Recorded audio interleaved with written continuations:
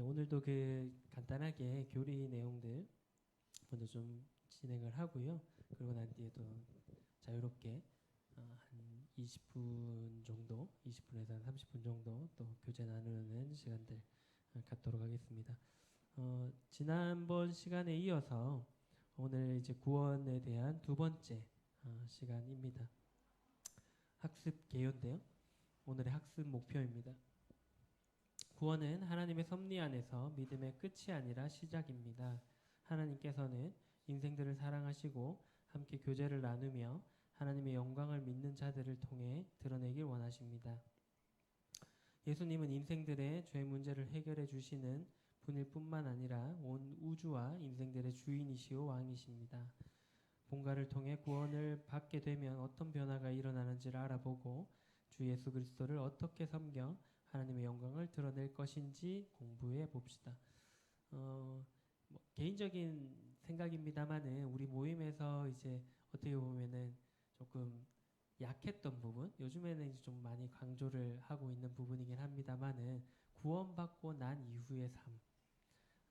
이제 모임의 특성상 이제 구원에 대해서 많이 이렇게 강조를 하다 보니까 이제 구원을 받는데 모든 총력을 물론 중요한 부분이기 때문에 기울이다 보니까 이제 구원받고 난 뒤에 우리에게 어떠한 변화가 있고 어떠한 삶을 살아야 되는지에 대한 부분들은 좀 시작을 이렇게 많이 가르치지 못했던 것 같습니다. 그래서 여기 나오는 것처럼 이제 학습 개요에 나오는 내용처럼 구원이라는 것이 이제 믿음의 끝이 아니라 시작인데 이제 모임 안에서 이제 중점을 구원받는 것에 두다 보니까 마치 구원받으면 끝난 것처럼 이렇게 여겨지는 경우들이 많이 있어서 이제 구원받고 난 이후에 대한 부분들을 많이 놓쳤던 부분들이 있는 것 같습니다. 그때 이제 지난번에 이제 말씀할 때도 정형제님께서 말씀하셨지만은 그래서 경기도에서 형제님께서 이제 구원에 대해서 구원받고 난 이후의 삶에 대해서 이제 너무 이렇게 강조를 하고 싶으셔서 하다 보니까 마치 행위 구원을 얘기하신 것처럼 이렇게 오해가 돼서 이렇게 논란이 되었던 적도 있었는데 어쨌든 이제 구원받고 난 이후에 우리가 어떠한 삶을 또 살아야 될지에 대한 부분들 또한 중요하다라는 것이고요. 그래서 지난번 시간에는 구원받는 것에 대해서 이제 살펴보았다면은 오늘은 이제 구원받고 난 이후에 우리가 어떻게 살아야 될지에 대해서 또 한번 살펴보는 시간들이 되면 좋을 것 같습니다. 암송교절입니다. 고린도후서 5장 14절에서 15절 말씀 한번 같이 읽어볼까요? 시작. 그리스도의 사랑이 우리를 강권하시는도다. 우리가 생각하건대 한 사람이 모든 사람을 대신하여 죽었은즉 모든 사람이 죽은 것이라. 그가 모든 사람을 대신하여 죽으심은 살아있는 자들로 하여금 다시는 그들 자신을 위하여 살지 않고 오직 그들을 대신하여 죽었다가 다시 살아나신 이를 위하여 살게 하려 함이라. 구원받은 성도들의 모습이 이래야 해야 되는데 우리는 여전히 내가 살아가려고 하는 경우가 많이 있는 것 같습니다. 그래서 우리 안에 우리는 구원받을 때 주님과 함께 죽었기 때문에 주님과 또 함께 다시 살았기 때문에 주님으로서 살아야 되는데 여전히 우리는 우리로서 우리 자아가 이렇게 많이 살아나는 그런 삶들을 살기 때문에 이제 구원받은 성도답게 살지 못할 때가 많이 있는 것 같습니다. 그래서 여기만 나오는 말씀처럼 우리가 주님 안에서 우리도 이미 죽었기 때문에 죽은 자답게 주를 위해서 살 필요가 있다라는 것입니다. 마음박갈인데요. 사람들은 혼자의 힘으로 살아갈 수 없습니다. 살아가면서 다른 사람들로부터 크고 작은 은혜를 잊고 살아갑니다. 여러분의 기억 속에 가장 큰 은혜를 받은 일들을 떠올리고 간략하게 기록하고 서로 나눠봅시다. 혹시 받은 큰 은혜가 기억나시는 게 있으신가요?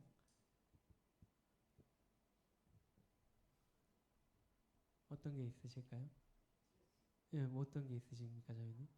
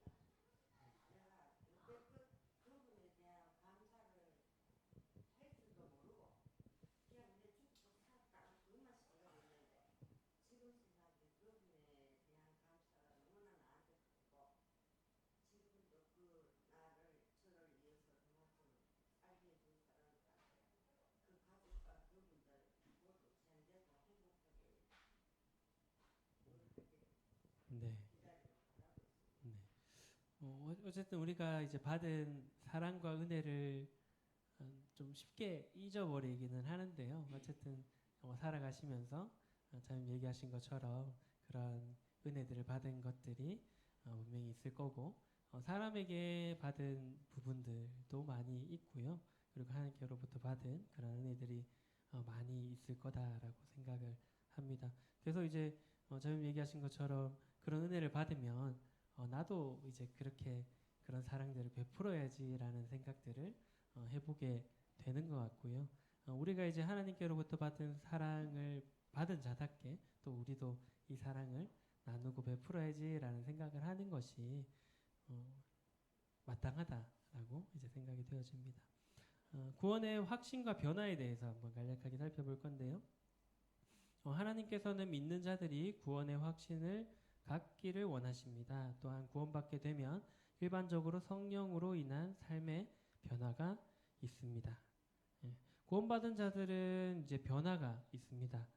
성령님께서 구원받은 그 순간에 함께 하시기 때문에 성령님 때문에 우리의 삶에 변화가 있게 됩니다. 그래서 물론 이제 가짜들도 좀 있긴 했습니다만 이제 극악무도한 범죄를 저질렀던 분들께서 이제 복음을 깨닫고 구원받은 이후로 다른 삶을 사시는 분들도 간혹 이렇게 우리가 보게 되고요. 물론 이제 그러고 난 뒤에 다시 죄 지어가지고 감옥 가신 분들도 있습니다만은 어쨌든 이제 그런 삶의 변화가 있는 경우들이 많이 있습니다. 그리고 이제 뭐 구원받고 뭐 알코올 중독에서 벗어났다든지 어떠한 범죄 가운데 있었던 것에서 벗어났다든지 그러한 이제 변화가 있게 됩니다. 그런 거는 이제 사람의 힘으로 되어지는 것들은 아니고요. 이제 구원받고 난 뒤에 성령님께서 함께 하시기 때문에 성령님의 인도하심에 따라 살아가다 보니까 그러한 변화가 자연스럽게 있게 되는 것 같습니다. 첫 번째의 변화는 하나님 말씀에 대한 감각이 이제 변하게 됩니다. 살아있는 갓난 아이는 어머니의 젖에 반응합니다. 구원받으면 하나님 말씀을 사모하여 읽게 되고 깨달아지며 순종하게 됩니다. 제일 큰 변화 중에 하나라고 생각을 합니다. 구원받기 전과 후에 이제 하나님의 말씀을 이렇게 스스로 읽어갈 때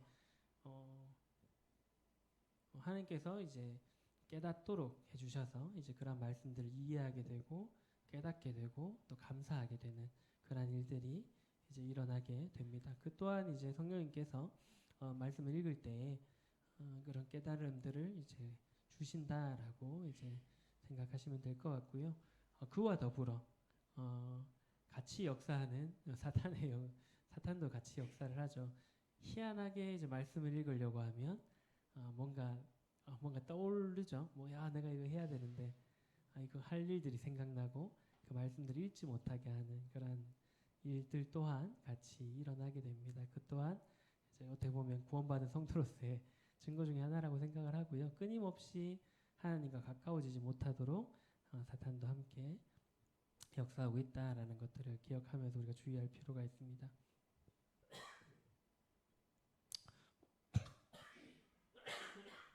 죄송합니다. 요한복음 10장 27절의 말씀 보면 내 양은 내 음성을 들으며 나는 그들을 알며 그들은 나를 따르느니라. 우리가 이제 쉽게 대한민국에서 보기 어려운 광경이죠. 이제 양과 목자의 관계.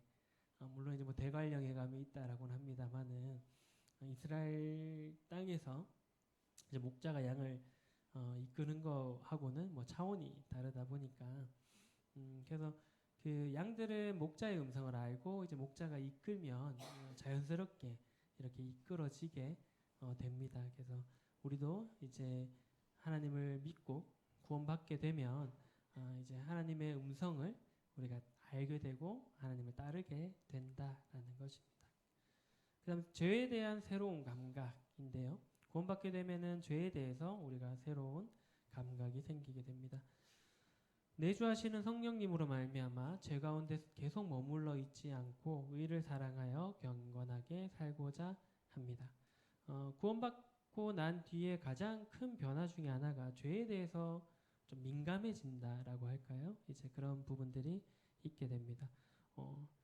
하나님께서 이제 죄를 싫어하시기 때문에 우리도 그와 동일하게 그런 감각이 이제 더 민감하게 생기게 됩니다. 그래서 죄를 안 짓지는 않죠. 구원받고 난 뒤에도 우리가 여전히 우리의 육신에 그러한 본성들이 있기 때문에 죄를 지을 수는 있습니다만은 달라진 점은 죄를 짓게 되면 이게 죄다라는 것들을 인식하게 되고요. 그리고 그 인식한 것에서 머무는 것이 아니라 하나님 앞에 제가 이런 죄를 지었습니다라고 이제 고백하게 되고 또 용서받게 되고 또 그러면서 또 계속 그 죄를 짓고 있는 것이 아니라 그 죄에서 이제 돌이키는, 그래서 죄와 다시금 죄와 멀어지는 그러한 삶을 사는 것이 이제 구원받은 성도의 가장 큰 특징 중에 하나입니다. 그래서 오히려 죄보다는 의로운 것을 추구하게 되고 또 이렇게 사랑을 나타내게 되는 그러한 삶을 살고자 하는 그런 마음들을 가지게 되는 것이 구원받은 성도의 특징 중에 하나입니다. 요한일서 2장 29절의 말씀에 보면 너희가 그가 의로우신 줄을 알면 의를 행하는 자마다 그에게서 난 줄을 알리라. 우리가 우리의 모습을 통해서 우리가 어디로부터 났는지 알 수 있다, 알 수 있게 된다라는 것입니다. 그래서 우리의 모습을 통해서 우리가 누구를 믿고 있는지에 대해서 나타내게 된다. 그래서 좀 조심스럽죠. 우리의 삶이 어떠한가에 대한 부분들을 이렇게 생각해 볼 필요가 있다라고 생각을 합니다. 세 번째는 이제 인격적인 변화도 있게 되는데요. 내주하시는 성령을 따르고 인도함을 받게 됨으로써 성령의 열매를 맺게 됩니다. 형제들을 사랑하며 믿지 않는 영혼들을 사랑하며 심지어 원수까지 사랑하게 됩니다. 우리가 이제 성령님의 인도하심을 따라 살게 되면 우리 삶 가운데 성령의 열매가 이제 맺어지게 되고요. 성령의 열매를 맺게 되면 자연스럽게 그런 사랑의 모습, 하나님께서 우리를 사랑하셨던 그 사랑으로 다른 사람을 사랑할 수 있게 된다라는 것입니다. 그래서 주변에 있는 형제들을 사랑하고 또 형제가 아닌 믿지 않는 자들도 사랑하게 되고 또 심지어는 원수까지도 사랑하게 된다라는 것입니다. 그렇게 살아가고 계시죠? 살아가셔야 됩니다. 그런 삶을 우리가 살 수 있게 된다라는 것도 기억하시면 좋을 것 같고요. 로마서 8장 14절의 말씀에 보시면 무릇 하나님의 영으로 인도함을 받는 사람은 곧 하나님의 아들이라 라는 말씀도 있고요. 요한일서 3장 14절의 말씀에 보면 우리는 형제를 사랑함으로 사망에서 옮겨 생명으로 들어간 줄을 알거니와 사랑하지 아니하는 자는 사망에 머물러 있느니라. 우리를 통해서 우리가 서로 사랑하는 것을 보면서 사람들이 하나님의 사랑을 알 수 있게 된다라는 것입니다. 이 또한 참 우리가 주의해야 될 부분들 중에 하나인데요. 우리가 막 서로 싸우고 있게 되면 하나님 믿지 않는 사람들이 우리를 봤을 때 저 뭐 교회에 가봐야 별거 없네 이런 생각들을 할 수 있기 때문에 우리가 서로 간에 하나님의 사랑을 나타낼 필요가 있다라는 것입니다. 네 번째는 이제 가치관이 변화가 되게 되는데요. 가치관이 변화됨으로 삶의 목적과 방향이 달라집니다. 빌립보서 3장 14절의 말씀 보면 표대를 향하여 그리스도 예수 안에서 하나님이 위에서 부르신 부름의 상을 위하여 달려가노라 라고 이제 말씀하고 있습니다. 우리가 이제 원래는 우리가 내 배가 부르고 등이 따시는 것을 목표로 이제 원래 살아가던 사람들인데 구원받고 나게 되면은 이제 하나님의 그런 부르심 부름의 상, 하늘의 상급을 바라보고 살아가는 사람들이 된다라는 것입니다. 그래서 이 땅의 재물을 향해서 이 땅의 상을 위해서 살아가던 자들이 이제 하나님의 나라를 소망하고 하나님의 나라의 그런 상들을 바라보며 달려가게 되는 그런 이제 가치관이 변화되는 그런 삶을 살게 된다라는 것입니다. 두 번째는 이제 율법과 은혜에 대한 부분인데요. 하나님께서 율법을 주신 이유는 사람들로 하여금 죄를 깨닫고 예수 그리스도에게로 인도하기 위해서입니다. 모든 인생은 율법을 온전히 지킬 수 없습니다. 또 율법은 아무것도 온전하게 할 수 없습니다. 예수님께서는 율법의 요구를 충족하셨고 율법의 마침이 되셨습니다.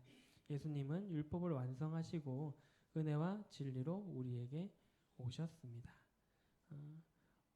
우리에게 이제 하나님께서 율법을 주신 이유는 여기서 우리가 잘 알고 있는 것처럼 죄를 깨닫고 그로 인해서 우리의 한계를 느끼고 예수님께로 나아갈 수 있도록 하기 위해서다라는 것입니다. 그래서 우리가 율법으로서는 온전하게 될 수 없구나라는 것들을 깨닫게 되고요. 그러므로 인해서 이제 그 율법을 이기신 율법을 완성하신 그 예수님을 바라보게 하는 것이 율법의 이제 목적이다라는 것입니다. 누가복음 16장 16절의 말씀에 보시면 율법과 선지자는 요한의 때까지요 그 후부터는 하나님 나라의 복음이 전파되어 사람마다 그리로 침입하느니라 라고 말씀하고 있고요. 로마서 10장 4절의 말씀에 보시면 그리스도는 모든 믿는 자에게 의를 이루기 위하여 율법의 마침이 되시니라 라고 말씀하고 있습니다. 우리가 잘 아는 에베소서 2장 8절에서 9절의 말씀에 보시면 너희는 그 은혜에 의하여 믿음으로 말미암아 구원을 받았으니 이것은 너희에게서 난 것이 아니요 하나님의 선물이라 행위에서 난 것이 아니니 이는 누구든지 자랑하지 못하게 함이라. 우리가 만약에 율법으로서 우리 행위로서 구원을 받았다라면은 죽는 그 순간까지 긴장하면서 살아야 됩니다. 그죠? 혹여나 죽기 전에 내가 죄 하나 지어가지고 하나님의 영광을 바라볼 수 없게 되지 않을까라는 이제 걱정을 하면서 살아야 되는데 우리가 이제 우리의 행위로서 구원을 받은 것이 아니기 때문에 자랑도 할 수 없을 뿐더러 이제 우리의 구원의 근거가 하나님께 예수 그리스도의 보혈에 달려 있기 때문에 그 은혜만 이제 바라보면서 감사하면서 살 수 있게 되는 것 같습니다. 그래서 이제 율법과 은혜에 대해서 이렇게 대조해서 정리를 해놨는데요. 글씨가 앞에는 조금 작으시죠?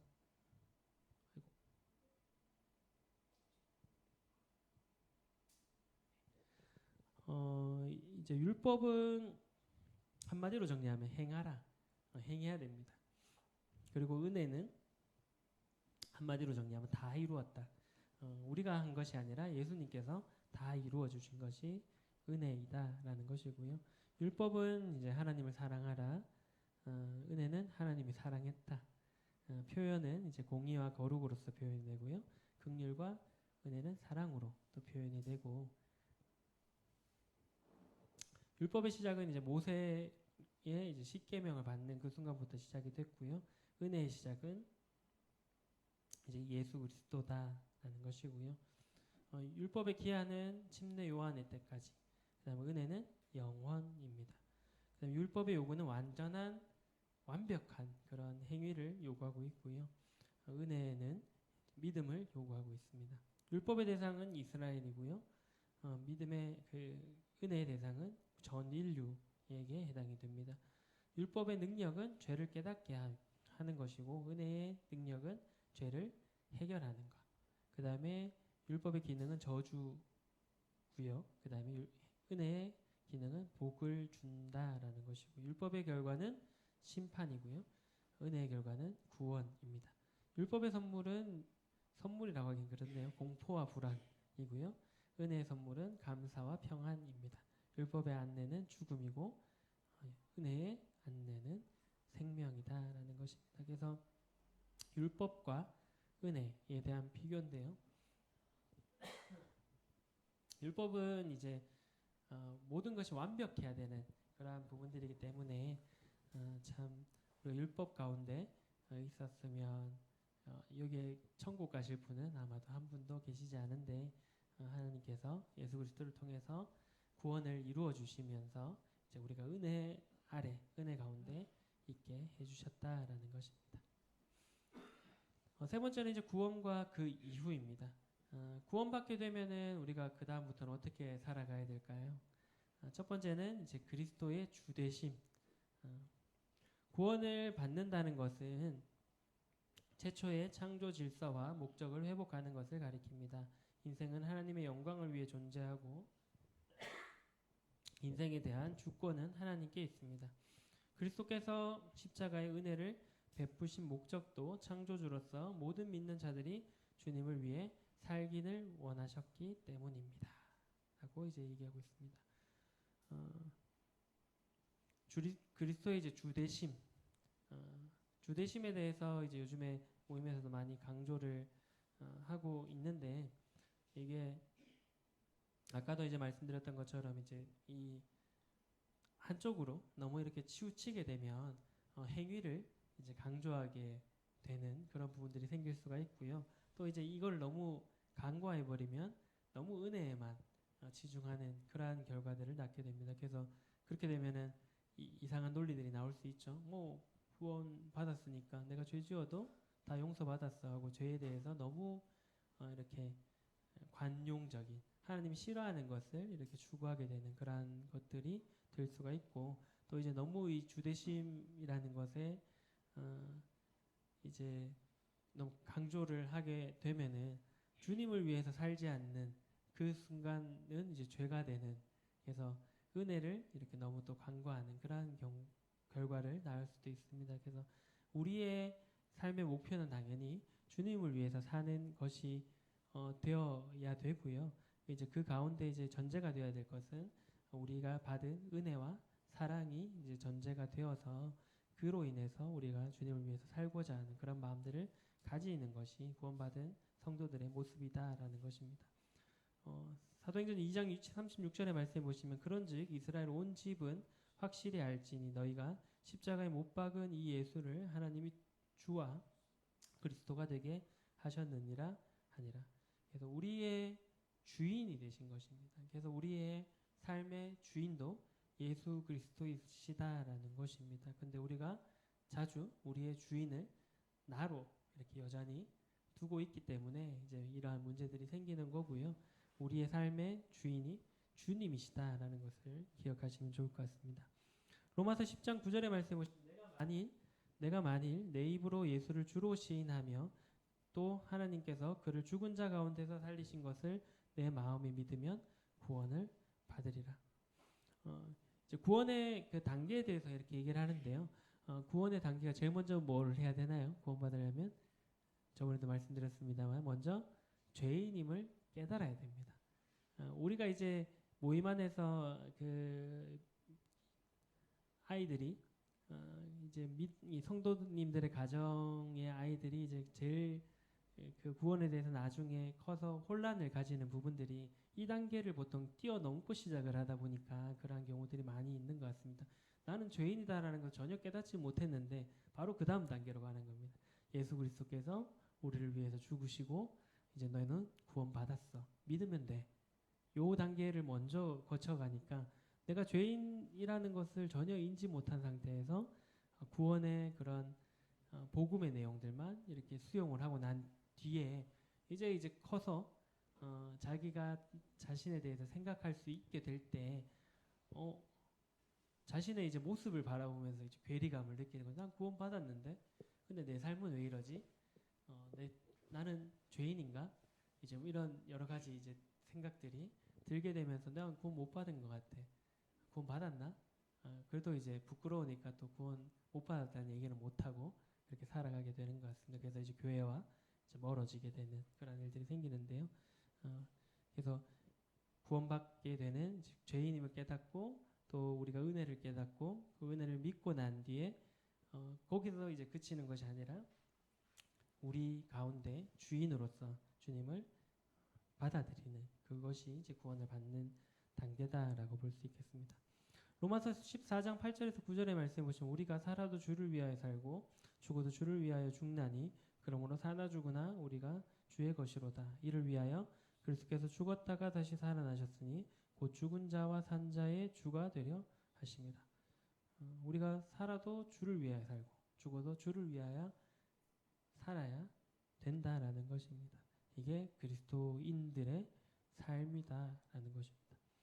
실제로 어제 이제 말라위 선교사 파송식이 있었는데요. 최근에 이렇게 모임 안에서 선교하러 가시는 분들을 이렇게 보면 연세들이 거의 뭐 은퇴하실 나이에 시작을 하십니다. 어떻게 보면 한편으로는 참 안타까운 일일 수도 있다라고 생각을 하고요. 뭐 한편으로 그래도 주님을 복음을 위해서 나가신다라는 것에 감사가 되는 일이기도 한데 우리의 삶에 뭐 저부터도 그렇고요. 또 우리의 아이들의 삶에도 주를 위하여 살고 주를 위하여 죽고자 하는 그러한 마음들이 많이 식어지지 않았나라는 생각들을 해보게 됩니다. 그래서 우리가 이러한 마음들을 다시금 가질 필요가 있다라고 생각이 되어지고요. 그 다음에 이제 성화에 대한 부분인데요.